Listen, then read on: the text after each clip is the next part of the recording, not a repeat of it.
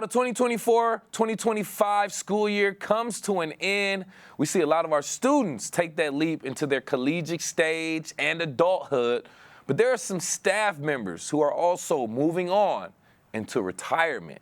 Karen Brody, Counseling Department Chairperson for West Bloomfield High School, will be closing a chapter of her book, retiring after serving years for the school district. And she joins us live on The Splash right now to reflect. Thank you so much for being here, Karen. Thank you, Kevin. So I have a few notes here, just looking, if I'm not mistaken, 51 years of service. First and foremost, thank you. A truly remarkable tenure. Now, if you look back, can you just talk about what inspired you to enter the field of school counseling in the first place? Well, I come from a long line of educators in my family. My mother herself was an educator for, I think, 39 years. Of course, in my head, I beat her with 51. But she was a great inspiration. And halfway through her career, she became a counselor. And so when I went into teaching, because I originally started as being a math teacher at West Bloomfield High School, and I went right into counseling and kind of followed her footsteps. And I know everybody says, why have you stayed for so long? I love the people I work with. I love the students I work with. And so I'm going to be a little sad to leave it all because I really do enjoy what I do.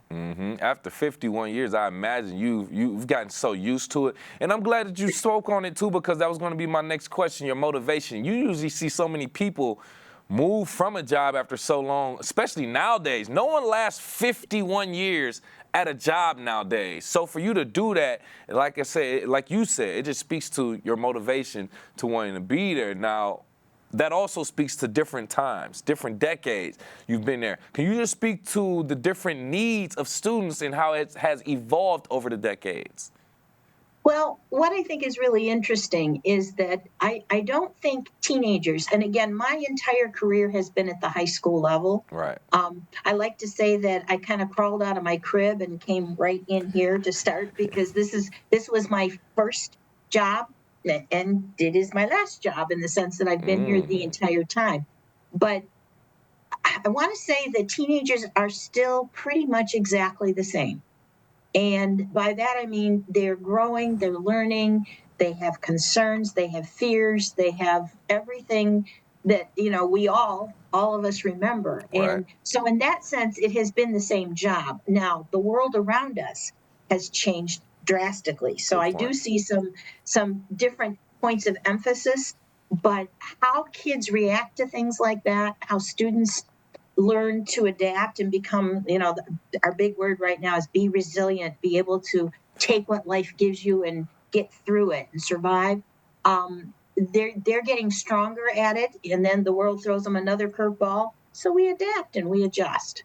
And that's kind of the fun of the job, is to look at those curveballs coming in and see how you're going to help. Right.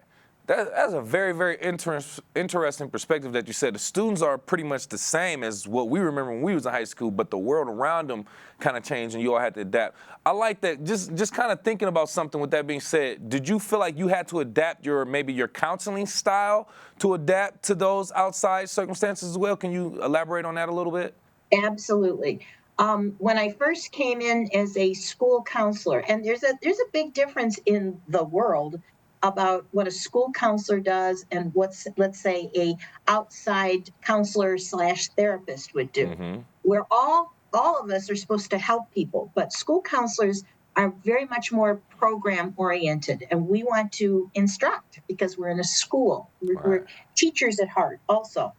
And I think the big difference I thought is when I came in, it was very much about academics and adjusting to people, adjusting to teachers, peers, parents sometimes. And that still is there.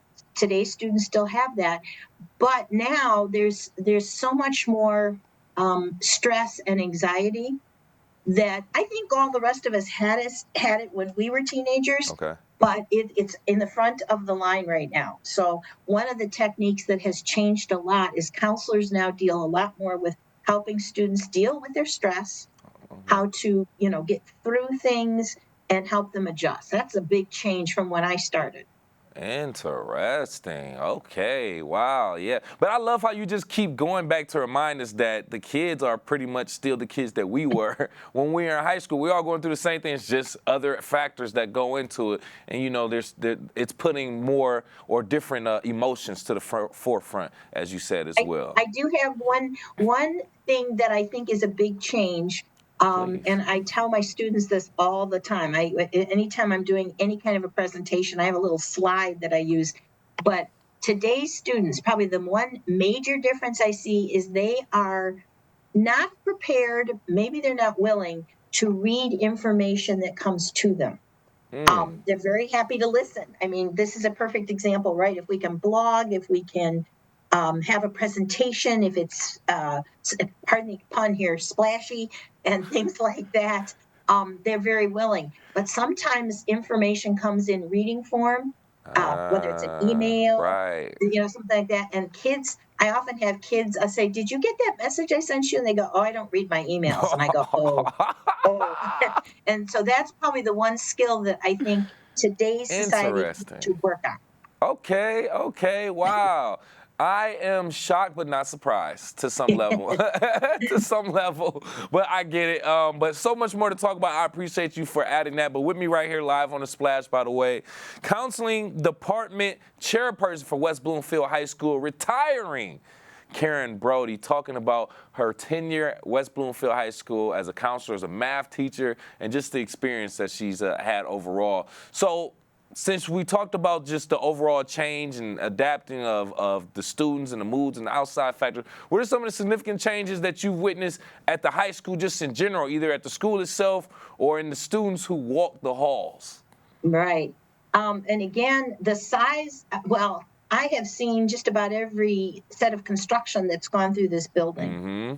When I got here, of course, there was no second story. There was no the courtyard was actually a wide open area.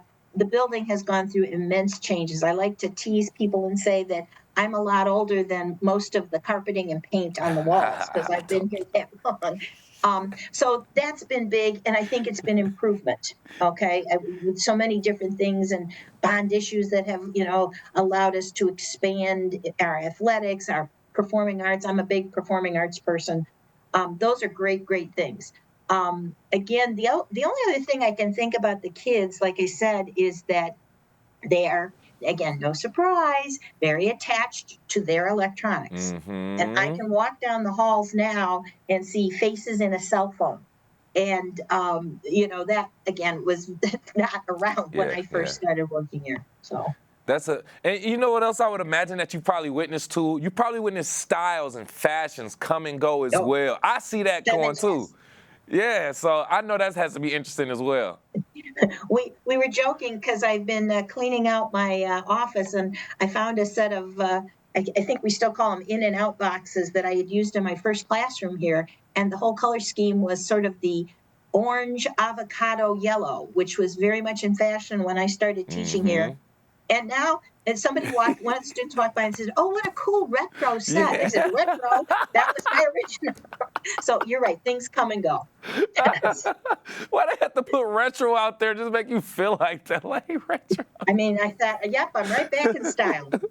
No, that's good. No, but like I said, I've seen that too. So I imagine being in the school, in the heart of it with the teenagers, that you've seen it firsthand as well. So one thing that I got in a note from our producers.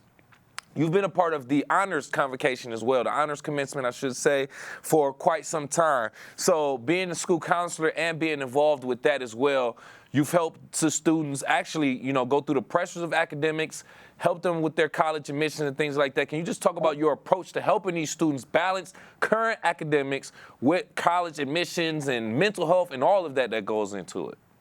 Well, and again, as we keep saying, the world changes and it evolves. And all of us, I mean, certainly as adults, but teenagers, they get things thrown at them, just absolutely thrown at them. Right. And as adults, we kind of say, well, deal with that, but they don't always have the tools. And so I like to say that it's really not so much what we're going to have them do or what we're going to ask them to do or even tell them to do. But as a counselor, what we want to do is teach them how to make the decisions. It's not they're going to make their decisions because they're people. Right. But if we can teach them how to judge, good from bad, right from wrong, the best versus not the best, those kinds of things, that's the skill I think we want to pass on to them. How do you take all that the world's throwing at you and make your best decisions for yourself, Yep. for your family? Well said. Well said. I couldn't have said it better myself. What has the West Bloomfield community meant to you personally and professionally over the decades? Well, and I've been joking about this a lot too.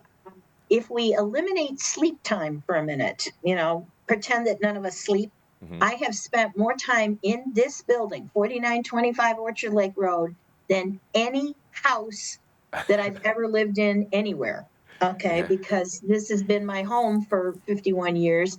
And I know I haven't been here in the summer all the time. So, but like I said, throw out the sleep time, and I could count up the hours I've spent in this building, and it would be my home. So I really look at it like that, like I'm leaving my home. As far as being proud of things and that, and so many different programs that I've worked on and different styles of things you mentioned, the Yeah. Honors Assembly, that was one of my very first jobs as a counselor. So I have a Okay. lot of pride in that. Again, I've worked a lot with our performing arts program from the very beginning, very beginning. Yeah. But I think my biggest point of pride is my own three kids went here to West Bloomfield. They are Lakers.